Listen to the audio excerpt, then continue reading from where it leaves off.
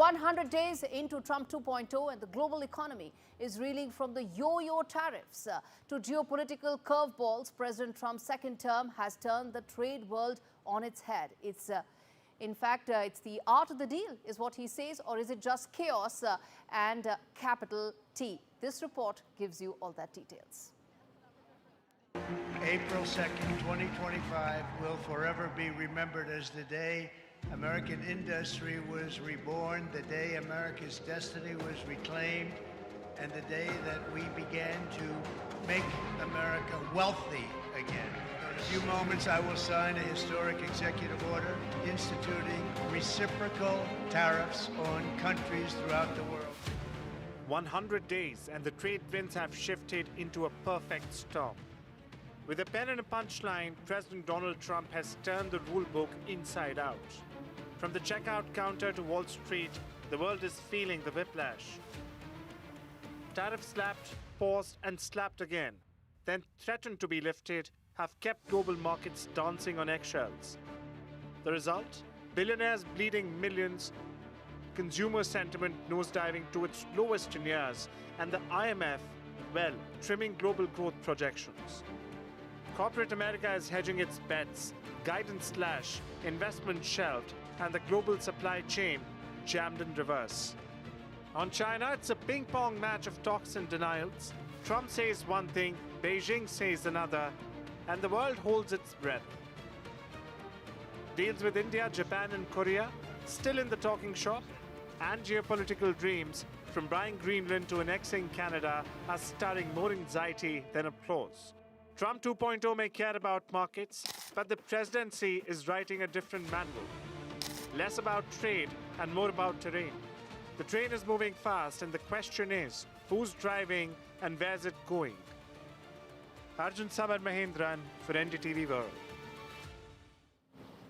All right, before we open this up to the guests joining me to talk more about the trade policy, how New Delhi has been able to navigate and what lies ahead, I want to quickly now put forth the viewers some of those important data points to really connect the dots and tell the larger picture in terms of the graphics that will tell the story in terms of the kind of tariffs that have been put in place. As you can see, of course, from EU, China, Japan, Vietnam, South Korea, all of these were the reciprocal tariffs that President Trump imposed on 2nd of April, and he ensured that it was not the 1st of April because he really did mean it. Since then, there's been a lot of back and forth. There's been a 90-day pause for all countries except for China. We're going to put that graphic out as well to tell that there's a 90-day pause for all countries except China.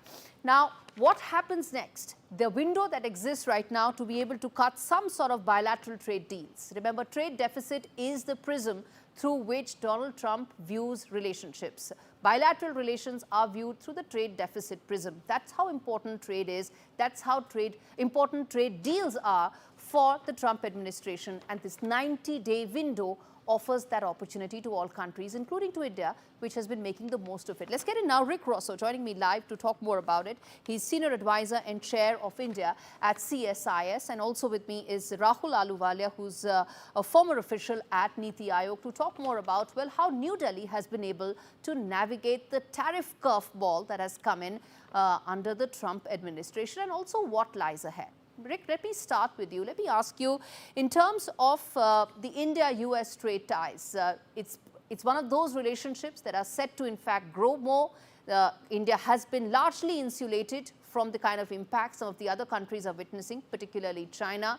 How do you see this going ahead, and how do you think New Delhi has been able to navigate these headwinds around trade? Yeah, I look at the relationship as having three primary legs: the people-to-people leg, the defense and security leg, and the commercial leg. And at different times over the last 30 years, different legs have been stronger than the others. I think going back 20, 25 years ago with the growth of IT services and such, the commercial leg was probably the strongest. In recent years, because of the significant agreements that we've been able to sign and the level of military interoperability, the security leg has actually been probably the strongest, at least in terms of government-to-government talks. But the fact that Trump came out so strong against the world on trade, and to some extent he's not wrong. We do have a relatively open market in the United States, and other economies tend to be a little bit more closed. So while the numbers and calculations for coming up with tariff rates have people scratching their heads, the overall principle that we'd like to see other countries be as open for us as we are to them. It's hard to say that he's wrong about those kind of things. My own conversations with Indian commerce officials, they've always been open at the outset on having a bilateral deal and opening the market to the United States. They were just more concerned if they open it up, as they say, on an MFN basis, applicable to all nations. China, Vietnam, and others would probably be the first in to take advantage. So I think you got all the pieces, the elements there on both sides to do something pretty aspirational. And the fact that you've had such heavy engagement by senior political leaders looks like the trade agreement, which people thought would be pretty nuts to imagine getting done by fall, might happen even sooner, at least the first wave of it. Absolutely. In fact, the first of that trade pact may actually happen soon. And Prime Minister Modi was one of the first set of global leaders to meet President Trump very early in his administration. Mr. Ahluwalia, let me now then come in and ask you about the trade pact that Rick is mentioning. How optimistic are you that not only will this come in early, it will include most of the larger trade relationship that India and the US have? I want to be optimistic, but India does not have a great history of doing trade negotiations successfully and with speed, right? So hopefully in this right one now, situation, both sides indicate that breakthroughs have been achieved. That's why. Yeah. I mean, so in this situation, I have all my fingers crossed. The US relationship is an extremely important one for India. We've played it very sensibly, actually. We have not come out in public and made noises against the Trump administration. We've been open to a deal. So all of these are very positive signs. The ideas that the US is important and the US is a trade relationship that we care about is primary. And I think, therefore, it's quite good that this deal is at least likely to go through. So I am optimistic to that extent, and I'm hopeful that it will go through. It's very important for us. We should definitely... No, indeed, it is very important for us. It is very important for us. But given the fact that this 90-day window offers an opportunity to really get those breakthroughs going, and teams have been there, Commerce Minister has been there, large trade delegations have been exchanging notes, so there's an expectation that at least phase one, if not the complete deal, may actually happen. And in fact, there's more news coming in as we speak about Donald Trump's administration completing 100 days. Keeping with trade, Donald Trump has in fact shifted gears once again. There is news coming in that he wants to ensure that American consumers are insulated when it comes to tariffs from imported cars. So he's going to do something when it comes to imported cars, given the fact that most Americans right now do drive cars that are either imported completely or most of the parts are not made in India, are not made in the US, I beg your pardon. You want to respond to that, Rahul? Yeah, and I think this is actually one of the things that makes it very uncertain for the world. And this kind of uncertainty is actually going to be one of the things that makes it so difficult for this trade policy and trade strategy to succeed. At first, if you remember, they also exempted electronics and a few other large items of goods, even from the tariffs that they did place, right? Economists have always maintained that uncertainty is worse for investment decisions than high tariffs or high trade barriers. And when you keep making these kinds of actually ad hoc slashes decisions, compounded tariffs on car parts and green lights, reimbursements for levies that have already paid, offering big breaks for manufacturers who build at home. And in fact, Commerce Secretary Howard Lutnick has hailed it as a move that's a win-win for workers.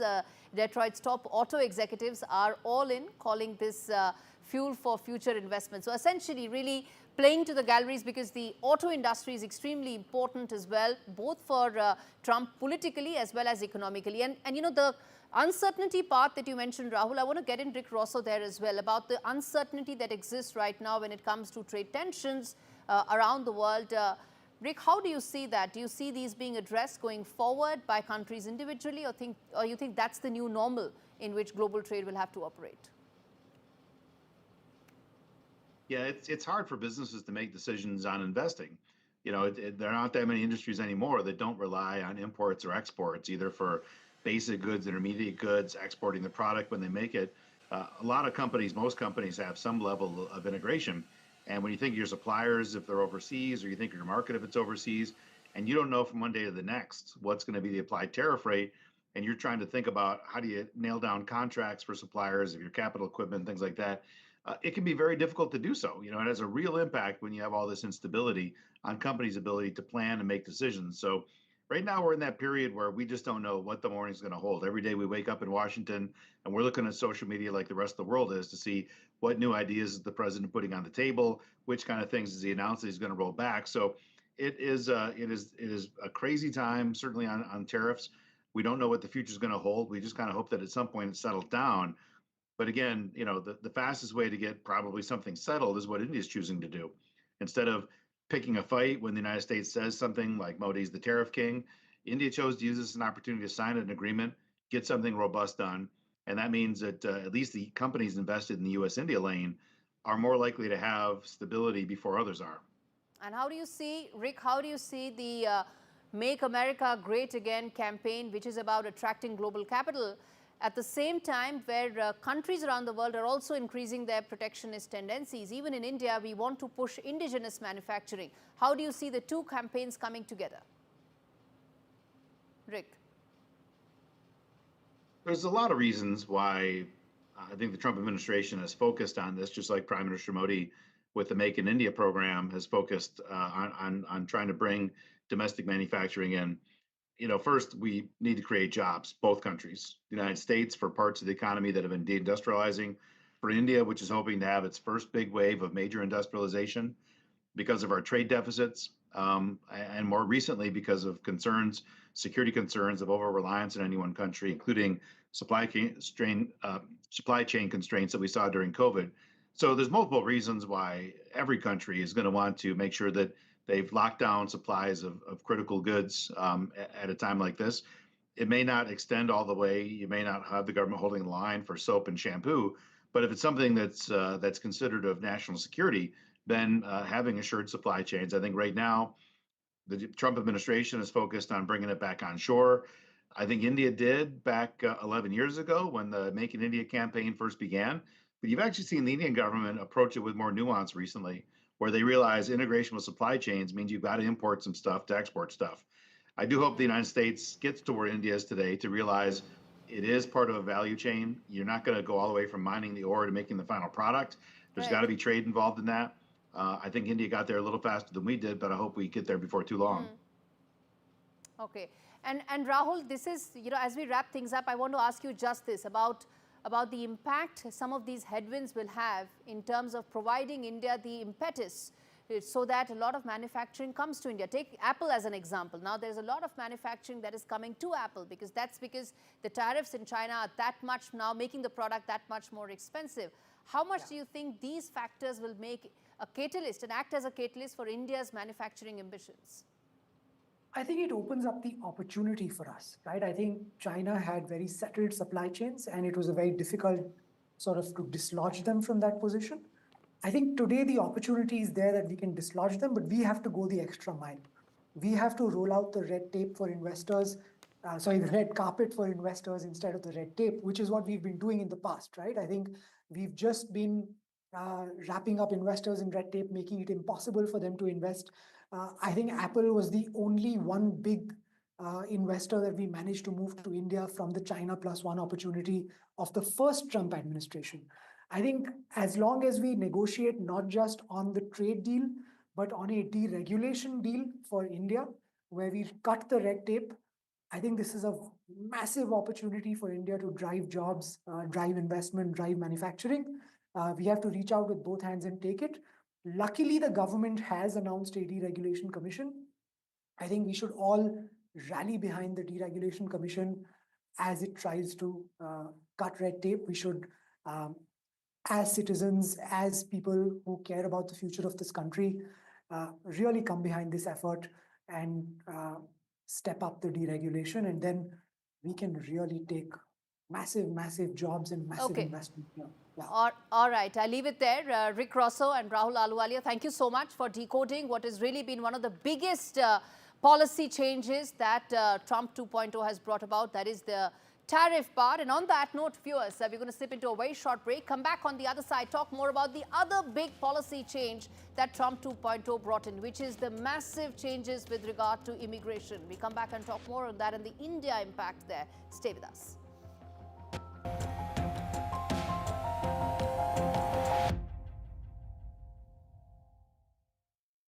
In People's Postcode Lottery's May draws, you could win a share of £15.6 million. For the chance to win, sign up before midnight tomorrow. Yes, because your brain really matters. If you won't do it for you, do it for your grandchild, who's mad you didn't hear her joke. Book a free hearing test at bootshearingcare.com. Protect what matters to you with Simply Safe Home Security. Get our Which Best Buy rated starter pack from under £200. There's no safe like Simply Safe. Visit bingoaliens.com/bingo for a cosmic range of bingo games, taking bingo to another dimension at bingoaliens.com/bingo. Will you tell me if I'm flying to Delhi to New York, can I take a stopover in Dubai to explore, or do you think it'll be too hectic? Looking for holiday and flight recommendations in strange places? Don't. Just come to Brightson. Brightson Travel, making travel brighter. It feels good knowing that your future's in hand. Evlo can offer you a loan from £1,000 to £15,000. Get your conditional decision in minutes. With Post Office Over 50s life cover, enjoy peace of mind knowing your family will receive a guaranteed payout when you're gone. UK resident 50 to 80, you're guaranteed acceptance. No health checks and from just £1.15 a week. Plus free 24/7 GP access with the health and wellbeing benefit. Purchase and receive a £125 gift card for amazon.co.uk, Tesco or M&S. Call Post Office on 0800 171 2211.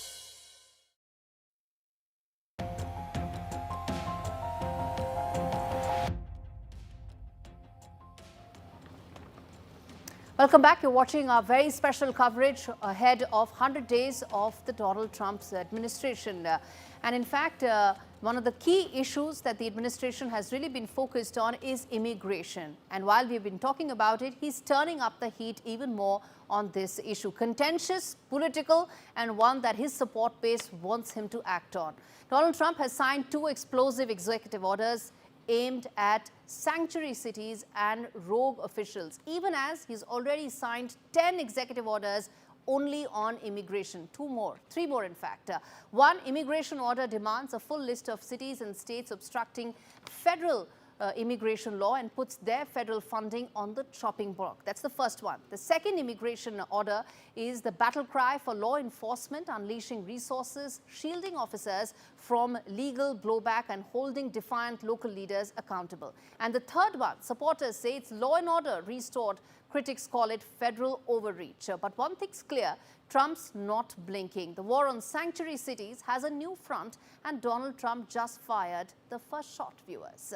And in fact, to talk more about immigration, the impact it has had on India, given the fact students, techies, senior citizens, all have been impacted on this, I'm going to now get in an important voice, an immigration attorney. One of America's top immigration attorneys, Kripa Upadhyay, joins us live to talk to us about, well, what all is at stake and what can be done. Kripa, thank you so much for speaking to me on this very special show. Let me start by asking you, what role does due process really play right now when you talk about immigration enforcement, especially in the backdrop of the fact that a lot of people say that the administration or the officials are actually not completing that legal process?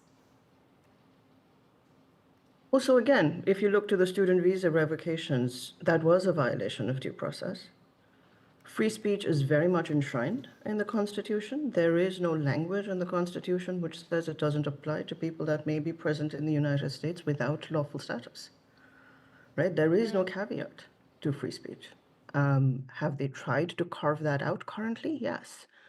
We now have a story developing as of yesterday about how the Trump administration has deported 3 children that are US citizens, one of whom is a 4-year-old, I believe, with 4th-stage cancer. And the excuse for Mr. Homan, who runs Immigration and Customs Enforcement, is that the mothers of these children, when they were arrested and processed for removal, asked for the children to be allowed to go with the mothers, right? But moms don't get to make that decision without access to a lawyer, without access to due process. You don't just get to, put a paper in front of somebody and get them to sign it. That is not due process. So are they violating due process? Yes, but this is my point exactly, is that there seems to be this understanding of, let's push this to the extent that we can, leave it up to the courts. Let's see if anybody fights back. Right? When they fight back, then they start unraveling everything. But the problem is now you've got people that are afraid to come to the United States, right? I'm from Washington State. And so our northern border, we share with Canada. Some of the northern counties in Washington State are seeing 30% decrease in traffic from Canadians, right? Which impacts the economic situation of the state.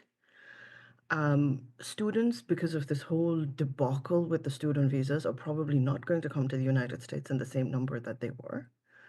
And students are a huge, obvious economic force for the United States, right? They pay a premium for education in the US. Why would you ruin that? Right. And in fact, that brings me to ask you, how can international students really proactively safeguard their SEVIS status going forward? A lot of them actually saw that being revoked. And as we speak, viewers, let me tell you that US visas that have been issued to Indian students have declined by 30% in just the first month of Trump's presidency, which is why the impact on Indian students is that much significant. And Kripa, explain to us, what is it that they can do to proactively safeguard their status? Well, see, there seems to be a misunderstanding of what the F1 student visa allows. Right now, were some of the revocations allowed under law because some of the students had violated status? Yes. But a violation of status typically has not led to revocation of SEVIS or to removal, right? So, for example, if you're coming in as a foreign student, it is the responsibility of the foreign student to not engage in unauthorized employment.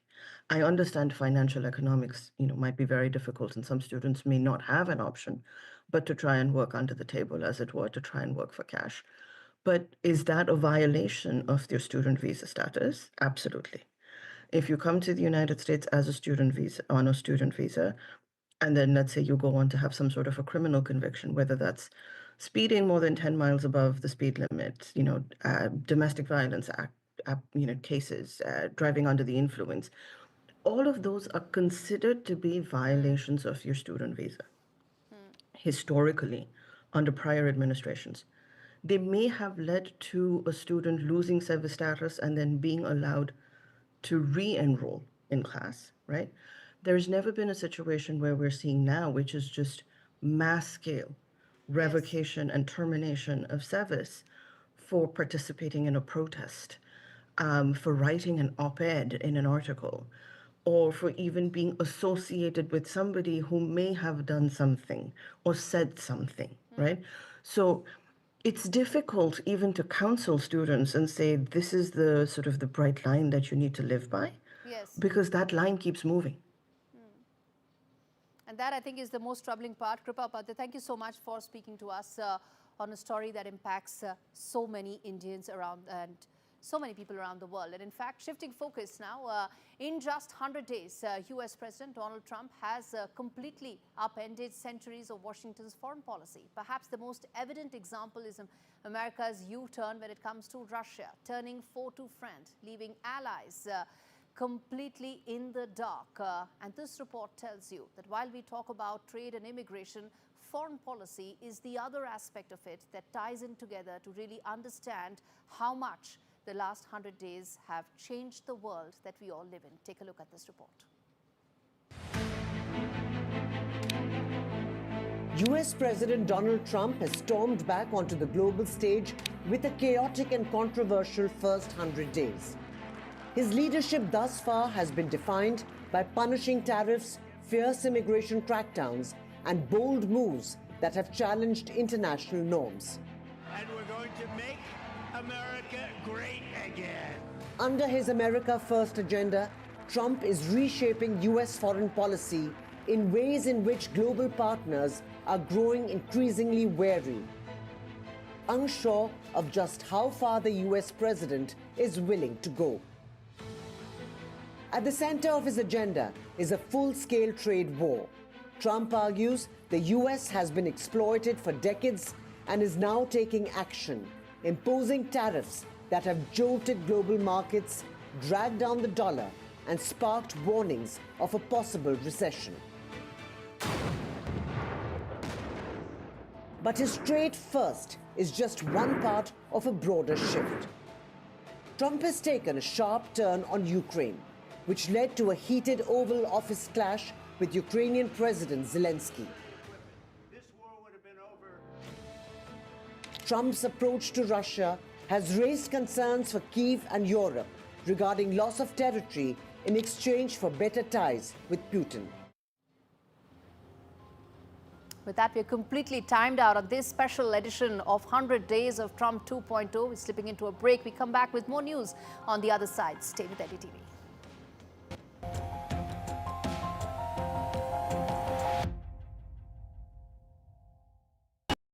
Get £8 off at selected restaurants on Just Eat. Use code APRIL8 now. Did somebody say Just Eat? Our first year as a family flew by. And now, I want to make sure he'll be financially protected for all his birthdays to come. That's why I'm calling Smart Insurance. Hi, how can I help? Hi, I'd like a quick quote for family life insurance. OK, you can choose a benefit amount up to £750,000 depending on your age. That's great. If you're a UK resident aged 18 to 64, you can apply with just a few health and lifestyle questions. For £250,000 of cover, the price starts at just £14.77 a month. That's less than I thought. And could help my wife pay off the mortgage. And with our Smart Family Guarantee, you'll have peace of mind. That's good to know. You'll also receive a 100% advance in the event of terminal illness and 10% cashback on your first year's premiums. That's the Smart Cashback. Plus, you get your choice of a £125 gift card. Protect the life you've built the smart way. To get a free quote today, call our specialist UK team on 0808 141 5855 or visit smartinsurance.co.uk. Nothing beats a celebration. And at Tesco Mobile, we're ringing in 30 years of Club Card with deals like the Samsung Galaxy S25 Plus, with 25 gigs of data for just £43.99 a month with Club Card prices, saving you £270. Better yet, that price is frozen for the duration of your contract. And you can even bag a £30 Tesco gift card too. It pays to be connected. Search Tesco Mobile. Every little helps. Now I'm retired, I can spend more time with my grandson. I'm proud of him and want to help any way I can. Which reminds me. Welcome to British Seniors, the UK's #1 rated provider of over 50s life insurance. Hi, I'd like a quick quote. No problem. We're proud to offer our seniors lifetime guarantee. With 100% of claims having been paid, we guarantee your premiums will never go up and that you'll speak to one of our specialists in the UK. Well, that's good to know. UK residents aged 50 to 80 are guaranteed to be accepted. Depending on your age, your loved ones can get a cash payout up to £10,000. And that money can help with my funeral costs or even be used as a gift. I'll do it. Plus, when you sign up, you'll receive a £135 gift card and free 24/7 GP advice and health services. Thanks, Mum, for everything. Be proud to protect your loved ones with British Seniors. To get a free quote today, call our UK team on 0800 158 5552 or